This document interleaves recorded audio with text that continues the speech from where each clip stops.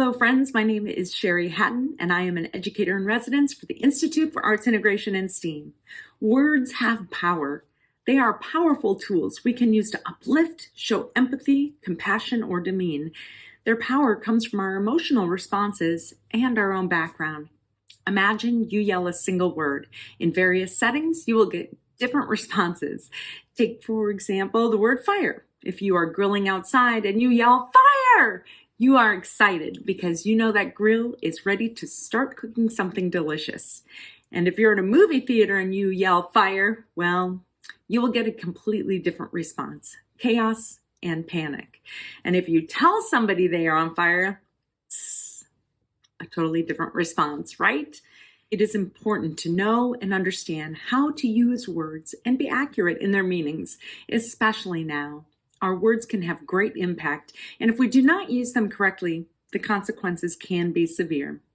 So how do we make learning vocabulary and their meanings fun and exciting?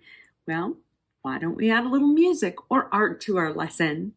Even if you are melodically or rhythmically challenged, you can add music to spark your lessons and excitement, creativity, and retention.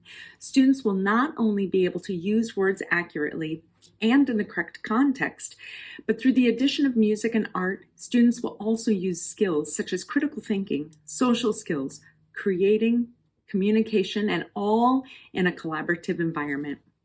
You can add music to any grade level from the littles through high school. So let's get started. In this video, we'll create lyrics through poetry, then add a little music in the following videos. Let's get started. First, let's get your list of words ready.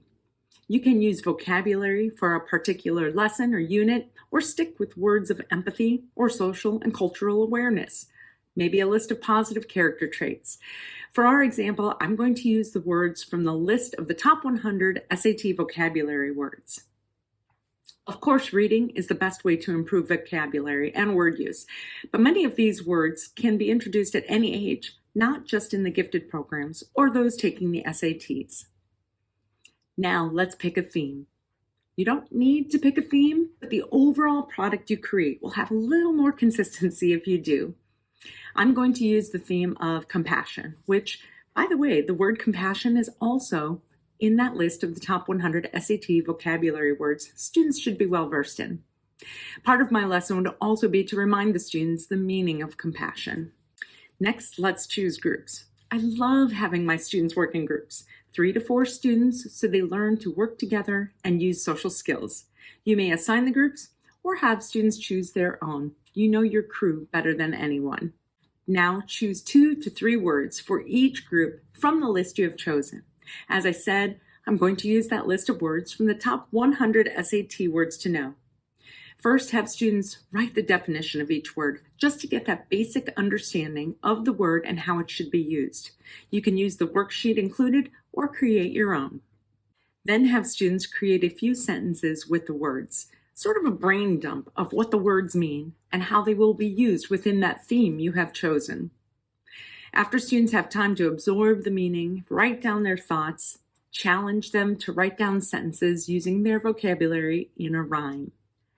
For example, I'm going to use the words compromise, disdain, and intrepid. I know these words are geared towards the upper grades, but you can use any words that you want to assess.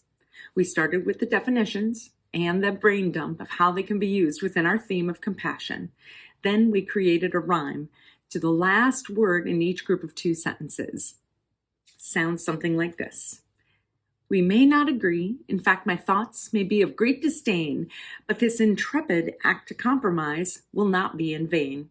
I say my piece with a fearless confidence, but will settle to an agreement, so both parties will feel at ease for a harmonious achievement. Maybe a little finger snap like the beatniks would have done. When each group has created their own rhyming sentences from their defined words, put it all together with the class, with each group reading their portion. If you have a theme to the words that you have asked students to write about, you will have a beautiful flow and cohesiveness to the rhyming words, creating a powerful message and strength to the literary concepts you are teaching. And that is a great start to our lesson. In the next 2 videos, We'll add a little music to our lyrics and create a class song and rap. We'll see you soon, friends.